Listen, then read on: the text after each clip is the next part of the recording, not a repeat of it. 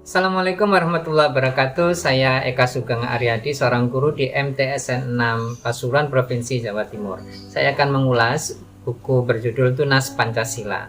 Buku ini diterbitkan oleh Direktorat Sekolah Dasar, Direktorat PAUD, Dikdas, dan Dikmen, Kementerian Pendidikan, Kebudayaan, Riset, dan Teknologi. Buku yang ditulis oleh Daniel Zufran ini setebal 75 halaman terbagi dalam 5 bagian. 1 bagian pendahuluan, 3 bagian isi, dan yang terakhir bagian penutup.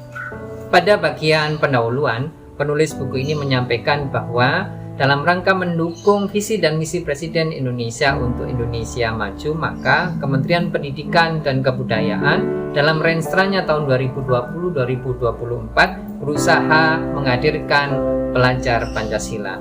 Oleh karena itu, Direktorat Sekolah Dasar sebagai pelopor gerakan Tunas Pancasila menyusun buku ini dalam rangka agar pendidik dan peserta didik di tingkat sekolah dasar mampu memahami nilai-nilai Pancasila dan menerapkannya sejak dini.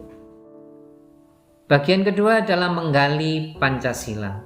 Pada bagian ini ada 3 subbagian. Yang pertama, kelahiran Pancasila. Yang kedua, hakikat Pancasila. Dan yang ketiga, Pancasila, keniscayaan Indonesia.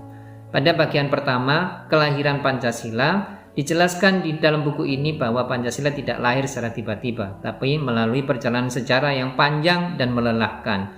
Hingga akhirnya pada tahun 1945 BPUPK menetapkan bahwa Pancasila adalah sebagai dasar negara.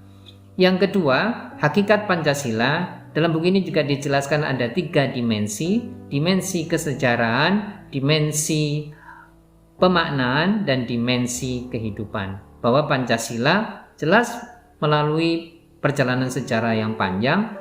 Kemudian Pancasila juga bisa dimaknai sebagai jiwa bangsa, kepribadian bangsa, pandangan hidup, dasar negara, sumber dari segala sumber hukum, cita-cita dan tujuan bangsa, dan falsafah hidup bangsa Indonesia.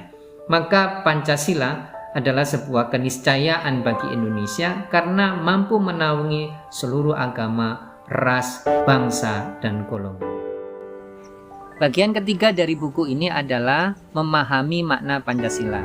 Ada 3 subbagian. Yang pertama, logika Pancasila, yang kedua, wujud Pancasila, dan yang ketiga adalah pohon karakter Pancasila.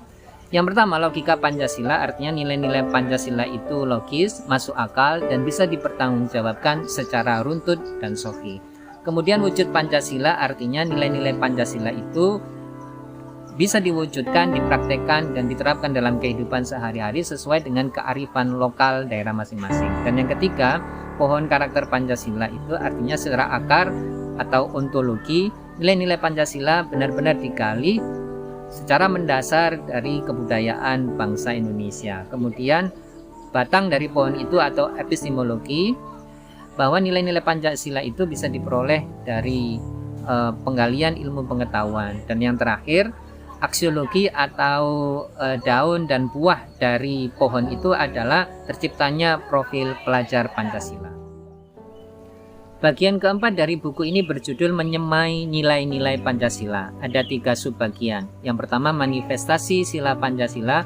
Yang kedua, profil pelajar Pancasila. Dan yang ketiga, tunas Pancasila. Yang pertama, manifestasi sila Pancasila, artinya kelima sila Pancasila itu saling berkaitan, berkelindan satu dengan yang lainnya, tidak bisa dipisahkan. Sila pertama menjadi ruh bagi keempat sila yang lainnya. Kemudian profil Pancasila artinya sebuah profil ideal karakter pelajar di Indonesia yang harus diwujudkan oleh semua pihak melalui 6 elemen kunci.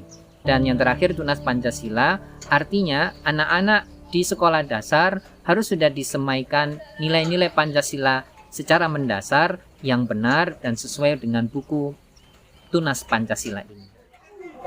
Demikian isi dari buku ini, Tunas Pancasila. Intinya diharapkan semua pendidik mampu menyemaikan nilai-nilai Pancasila pada anak didiknya dimanapun berada, khususnya pada anak didik di sekolah dasar. Terima kasih.